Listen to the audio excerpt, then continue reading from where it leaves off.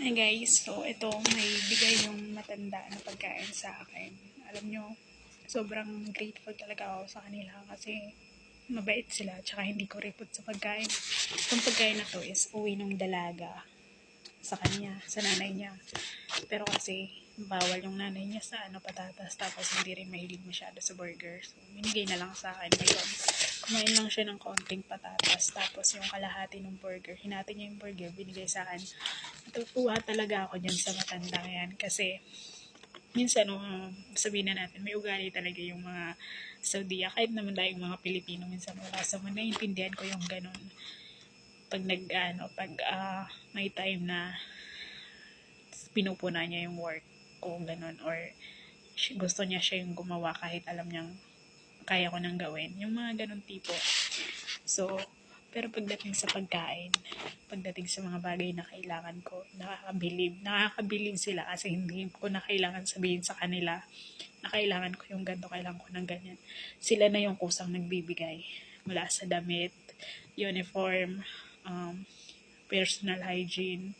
Nagugulat na lang ako, binibili na nila ako tsinelas. In fact, dito dala-dalawa yung tsinelas ko. Tapos mga medyas, ganun. Ito, mga head cover, lahat yan, sinasagot nila. Kahit mga shampoo, lahat ng personal hygiene ko, sinasagot nila. Yung mga basic needs ko sa oras ng trabaho, hindi ko na sila kailangan i-remind. Sila mismo yung nagtitingin kung meron pa yung ganito, wala na ba yung ganyan. Alam mo yun, which is hindi ko naranasan sa previous employer ko.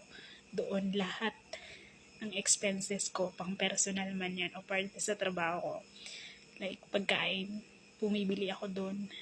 Ako yung nag-grocery para sa sarili ko. Yung internet ko doon, ako din, naglo-load ako. Which is dito, hindi, libre nila. Or connected ako sa wifi nila.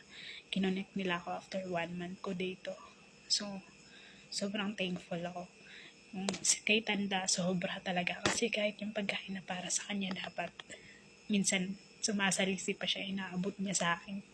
Kagaya nung isang araw, nandito halos lahat ng anak niya kasi weekend, nag-lunch. Tapos yung karning niluto is puro buto-buto, hindi siya masyadong malaman. So, sabi ko, kasi sabi niya konti lang yung karne.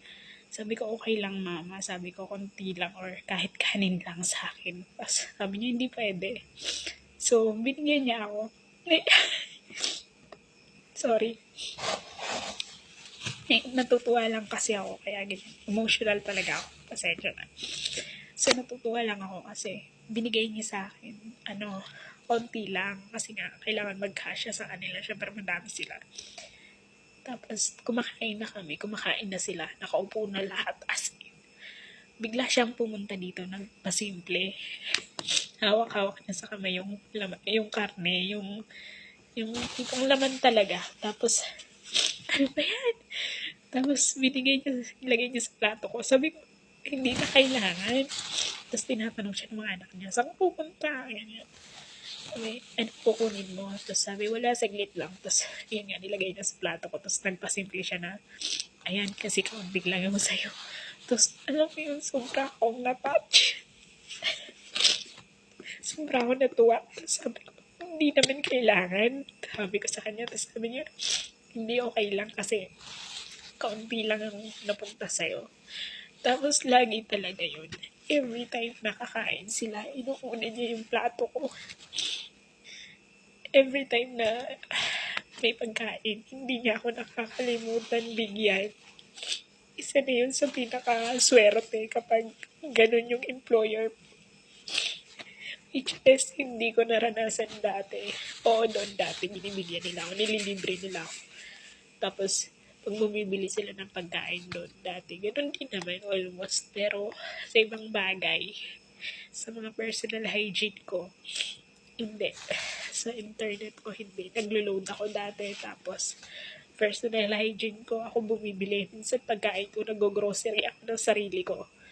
So, dito talaga, grateful ako. Kahit yung mga pang-merienda ko, sila yung nagbibigay. Kasi, bihira ako sumama lumabas.